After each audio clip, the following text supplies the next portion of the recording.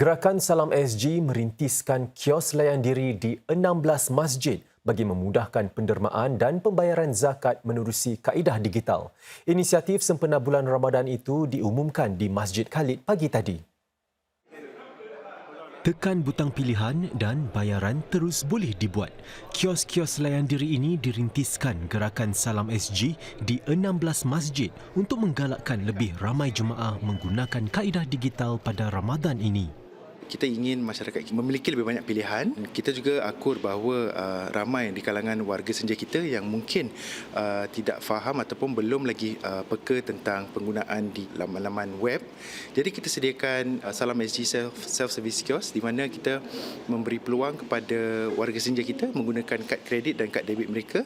Antara inisiatif utama Gerakan Salam SG tahun ini adalah menggalak masyarakat untuk menjalankan gaya hidup lebih mampan. Dan pada era selepas pandemik ini, lebih banyak kegiatan fizikal dirancangkan. Ini termasuk cabaran belia Ramadan yang akan dianjurkan di setiap kelompok masjid serta acara pemberian habuan kepada para penerima bantuan. Di Majlis Pelancaran Musim Baru Salam SG, Mufti Dr. Naziruddin Muhammad Nasir menyeru masyarakat Islam untuk menjalani bulan Ramadan dengan kesyukuran dan tidak melupakan pengajaran yang diraih semasa pandemik. Kita tidak lupa kepada pengajaran-pengajaran daripada ujian yang telah kita lalui bersama sebagai satu masyarakat. Sebagai contoh bagaimana kita terus memelihara masjid, memastikan ia bersih, memastikan bahawa ibadat kita disusun dan dengan begitu rapi dan baik, mementingkan keadaan dan situasi orang lain juga. Nilai-nilai ini kita terus kukuhkan lagi dalam masyarakat. Dr. Naziruddin juga berharap masyarakat dapat terus menyebarkan kesejahteraan, sifat ihsan dan rahmah kepada orang lain.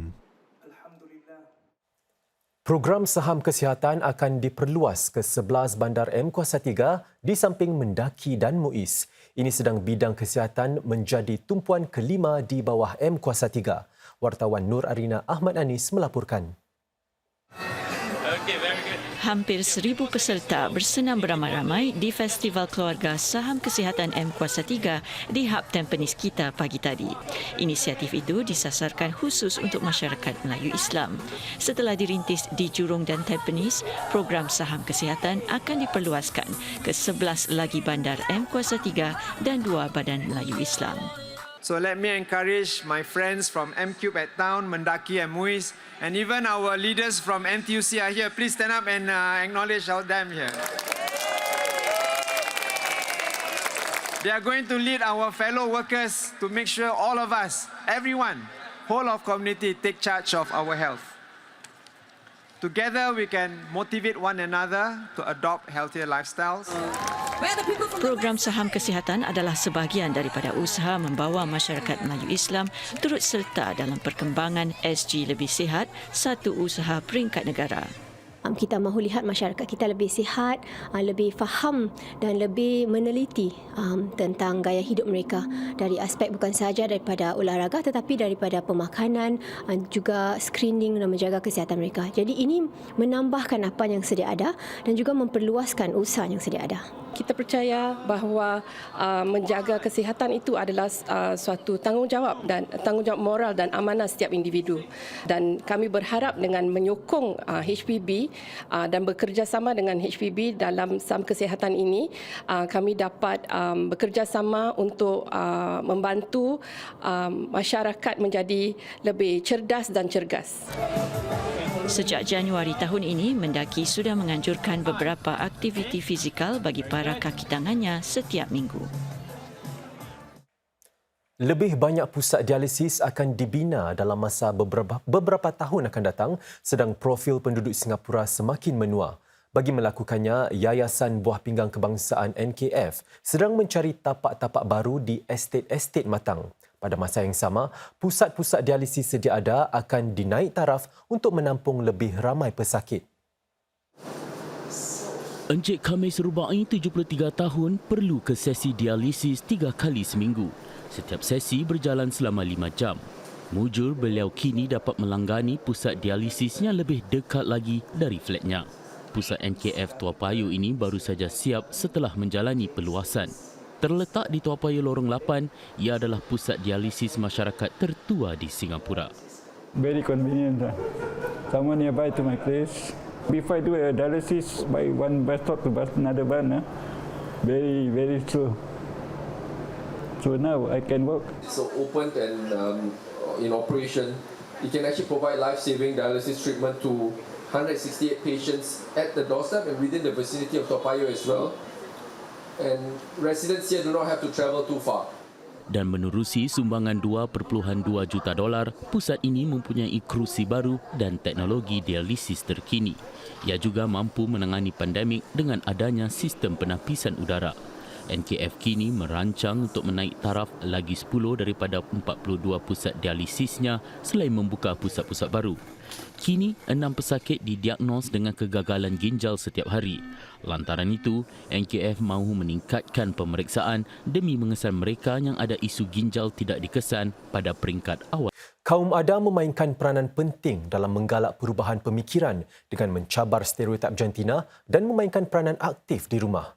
Menteri di Pejabat Perdana Menteri Indrani Rajah menegaskan demikian di acara Persatuan Pemudi Islam Singapura PPIS sempena meraihkan Hari Wanita Sedunia hari ini. Wartawan Ira Musfirah melaporkan. Ini adalah acara Hari Wanita Sedunia yang pertama diadakan secara fizikal oleh PPIS sejak 3 tahun lalu. Ia dianjurkan menyusuli dapatan kajian PPIS berhubung aspirasi wanita Muslim Singapura yang dikeluarkan bulan ini. Demi membantu wanita mencapai aspirasi, Cik Indrani Rajah menekankan pentingnya peranan lelaki dalam menggalak perubahan pemikiran dengan mencabar stereotip jantina. With more gender equality and shared parental responsibilities at home, women have the necessary support to better focus on their career. At work, equal opportunities for men and women to excel, and a family-friendly culture will provide greater assurance for women to better manage their work and life commitments. Presiden PPIS Cik Hazlina Halim juga berkongsi wawasan pertubuhan itu untuk terus menyokong keperluan para wanita melalui data dan kajian. Kami di PPIS terdorong untuk melakukan lebih banyak kajian, lebih banyak tinjauan supaya kita dapat data-data yang akan menjadi landasan untuk kita menggubal, melakar dan memperbarui khidmat-khidmat, inisiatif yang kami tawarkan supaya terus kekal relevan kerana keperluan wanita ini akan sentiasa berubah.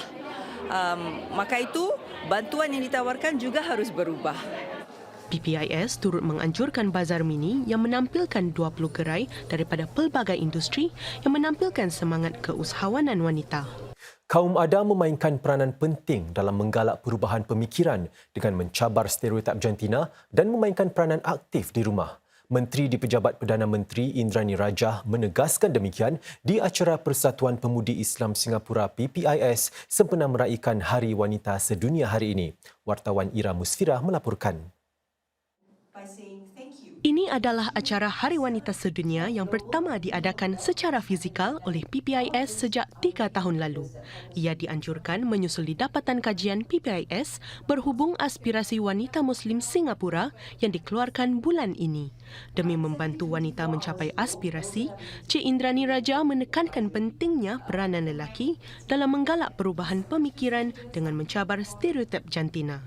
With more gender equality and shared parental responsibilities at home, women have the necessary support to better focus on their career. At work, equal opportunities for men and women to excel, and a family-friendly culture will provide greater assurance for women to better manage their work and life commitments. Presiden PPIS Cik Hazlina Halim juga berkongsi wawasan pertubuhan itu untuk terus menyokong keperluan para wanita melalui data dan kajian. Kami di PPIS terdorong untuk melakukan lebih banyak kajian, lebih banyak tinjauan supaya kita dapat data-data yang akan menjadi landasan untuk kita menggubal, melakar dan memperbarui khidmat-khidmat, inisiatif yang kami tawarkan supaya terus kekal relevan kerana keperluan wanita ini akan sentiasa berubah. Maka itu, bantuan yang ditawarkan juga harus berubah. PPIS turut menganjurkan bazar mini yang menampilkan 20 gerai daripada pelbagai industri yang menampilkan semangat keusahawanan wanita.